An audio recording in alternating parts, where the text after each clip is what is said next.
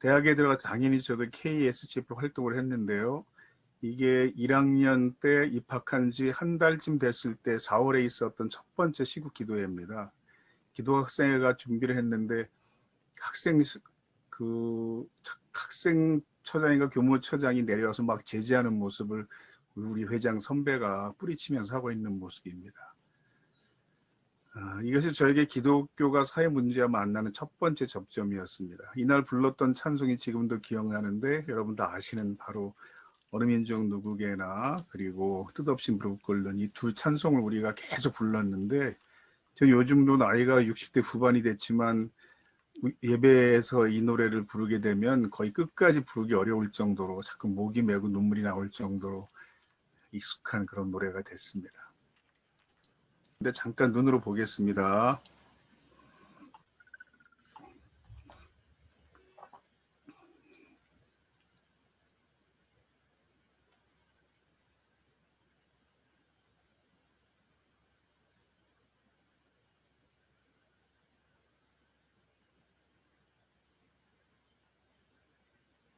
이렇게 써놓고 보니까 얼마나 이게 당연한 얘기입니까?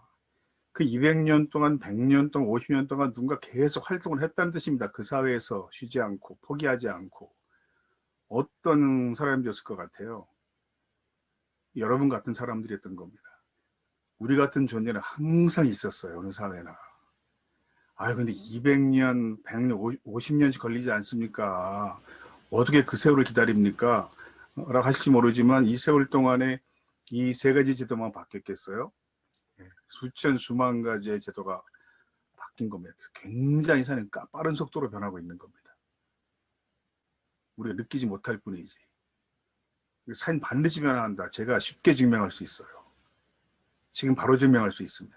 혹시 이런 강의를 들었다는 이유로 오늘이나 내일, 오늘 밤이나 내일 중에 갑자기 아무도 모르는 곳으로 막 잡혀가서 조사받다가 고문당하고 감옥에 몇 년 갔다 오고 그럴까봐 걱정하는 분 계십니까? 이것 때문에? 한 분도 안 계시잖아요. 근데 생각해 보세요. 이렇게 된 지 얼마 안 됐거든, 우리 사회가 보면. 그건 제가 정말 잘합니다. 아까 그 성경 공부하던 사진 잠깐 보여드렸는데 거기 보면요. 제가 그 유일한 남자인데 문 쪽에 앉아 있어요. 그땐 그런 원칙이 있었거든요. 그런 모임을 할 때에는 항상 책의 건장한 순서로 입구 쪽에 앉는다. 언제 잡으러 들이닥칠지 몰랐으니까.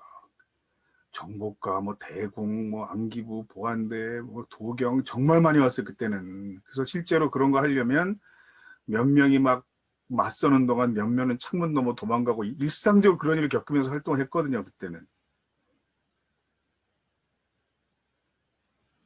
지금은 아무도 걱정하지 않잖아요. 제가 젊어서 아무것도 아니고 4번을 잡혀갔어요. 정말 아무것도 아닌 거로. 이게 20살 때 제 모습이거든요. 이게 첫 번째 했던 데모고 첫 번째 잡혀간 경험인데요. 74년 11월이죠. 그러니까 이제 꽤 됐죠. 정보과 형사들이 잡아가지만 대공에서 수사를 해요. 그러면 여기 변호인 영화에 보면 거기 곽돈이라는 배우가 대공수사관 역할을 맡았거든요. 정말 비슷하게 잘했어요. 그러니까 대공 사무실은 경찰청 소속이지만 경찰청 바깥에 따로 있고요.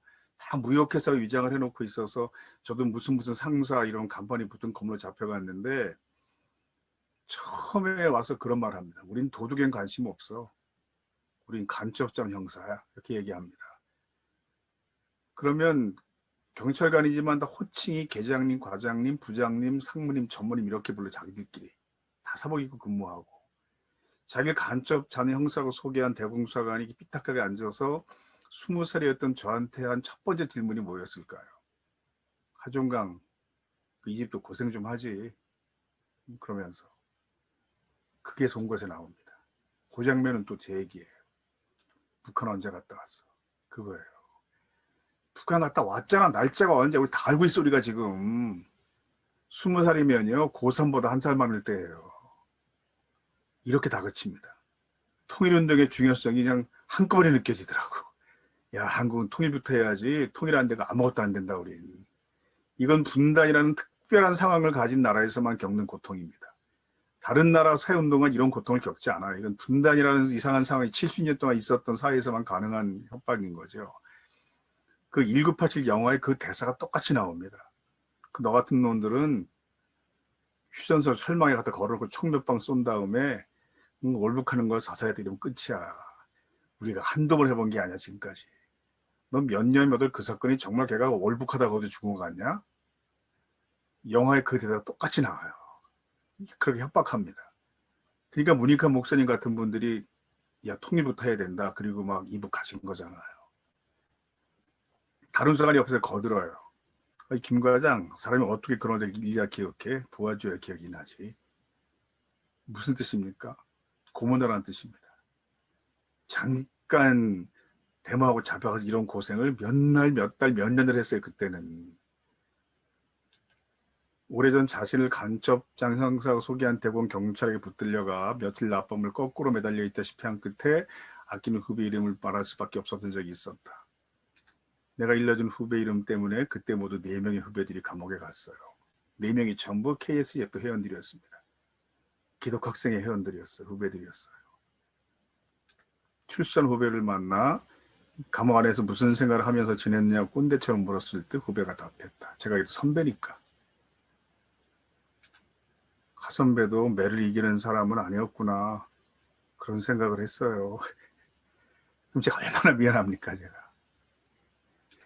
내가 어둡지 않게라도 이 바닥에 남아있는 이유는 그런 인연들 때문이다. 두꺼운 책에서 읽은 폼나는 철학이나 이념 때문이 아니라 철학의 이념이 중요하지 않다는 뜻은 절대로 아닙니다. 철학이 없는 행동은 그건 껍데기죠, 그건. 그런데 그게 다는 아니라는 거예요.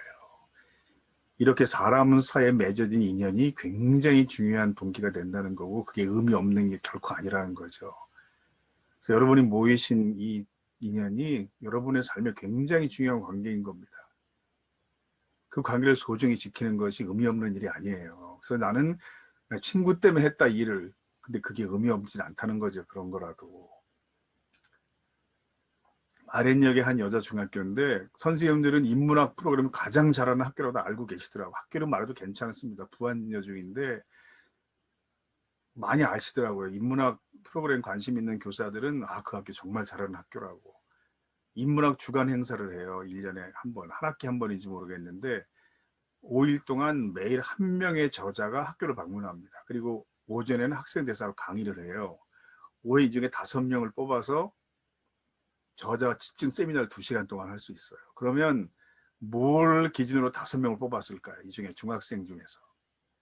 저도 궁금해 담당 교사한테 여쭤봤습니다. 그랬더니 저자의 모든 책을 다 완독한 학생 5명 있더라는 거예요. 오후에 세미나실 들어가니까 정말 얼굴에 공부 잘하고 성실함 이렇게 써있는 인사학생 5명이 앉아 있습니다. 이 학생들입니다. 다 표정이 그렇잖아요, 보면. 아마 성적도 전교 1등급도 5등일 겁니다, 이 학생들이. 제가 짐작컨대. 토론도 정말 잘 책을 많이 읽었으니까. 한 학생이 저한테 물어보더라고요. 혹시 저자님께서 잡혀가 보신 경험이 있나요? 그럼요. 학생운동, 노동운동 하다 4번이나 잡혀갔죠. 옛날 사람이구나. 그 대안 거기서 끝났어요. 더 이상 의미부여가 없어요, 그거에 대해서. 그럼 제가 그 자리에서 가볍게 넘어가면 안 되지. 야, 우린 일생을 걸었다 그 일에 수십 년 동안 목숨을 걸었어. 죽은 사람도 많았어. 그래서 이렇게 사회가 바뀐 거야 이만큼. 그 4번이나 잡혀간 걸 우습게 보면 안 되지. 이렇게 말해봐야 꼰대 되는 겁니다 거기서. 우리가 적응해야 돼요. 우리가 적응해야 세상이 바뀌겠다. 이 세대에 그런 중압감을 느끼긴 했는데 그 연결고리 역할을 여러분들이 하는 겁니다. 우리 세대와 이 청소년 세대의 그 중간쯤에 여러분 청년 세대가 있는 거잖아요. 그래서 여러분들이 노동 문제에 대해서 공부를 한다는 것은 그런 중간에서 이 세대를 연결시키는 굉장히 중요한 역할이라고 봐요. 여기 보시면요. 유치원법 폐지하라, 구수학생 석방하라, 구원문 외치고 결의문 낭독이 다 끝나기 전에 경찰 병력이 수십 명 또는 수백 명이 막 밀어닥칩니다. 그땐 그랬거든요. 그래서 이걸 유시민 씨 같은 사람은 3분 동안 민주를 외치고 징역 3년 살았다 이렇게 표현한 거예요. 여러분들은 대부분 유시민보다 왼쪽에 있는 사람이기 때문에 이 사람 예를 드는 게 적절치는 않습니다. 그런데 이 말은 맞아요. 그랬거든요. 정말 이때는. 우리 지금 거의 2시간 반을 떠들다가 아무도 걱정하지 않고 있잖아요. 지금은. 그 세상이 얼마나 많이 바뀐 겁니까? 그러면 반드시 바뀌는 거예요. 그래서 우리가 희망을 버리지 않는 거죠. 그래서 마지막 동영상 하나 보겠습니다. 법 없을 때도 노조했어. 그래도 이렇게 모여서 노동법 공부했다고 끌려가서 고문당하지는 않잖아. 여기까지는 왔다고 우리가. 1800년대 유럽에서 노동자 2명이 술집에 모이는 것도 불법이던 시절, 7살짜리를 하루 14시간 일을 시켜도 그게 고용의 자유이던 시절, 그런 시절부터 피 흘려가면서 만든 법이야, 노동법이. 누가? 당신 같은 사람들. 시키면 시키는 대로 못하고 주는 대로 못 받는 인간들. 세상의 걸림돌 같은 인간들.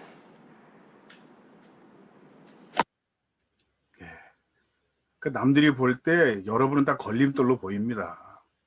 그 여러분들 지금까지 교회에서 아니면 일가 친척이 모인 자리에서 친구들과 모임에서 이야기했다가 좋은 말 듣지 못하는 분이 꽤 있을 거예요. 여러분의 생각을 이야기했다가 아니면 오늘 제 강의에서 알게 된 새로운 지식들을 이야기했다가 좋은 말 들 것 같습니까? 어디서 이상한 소리 듣고 하냐 또 너는. 항상 우리 걸림돌처럼 보였어요. 그러나 한 발 앞서 깨닫는 걸림돌들이 세상을 계속 바꿔왔다는 거죠. 그래서 우리가 이런 활동을 계속 참여하면 여러분의 삶을 가치 있게 채울 뿐 아니라 이 활동이 모여서 세상을 바꿀 수 있는 굉장히 중요한 동력이 되는 겁니다. 그러니까 그런 행복한 기동 청년들로 열심히 활동하며 살아가는 분들이 되시기를 바라면서 오늘 마치겠습니다. 고맙습니다.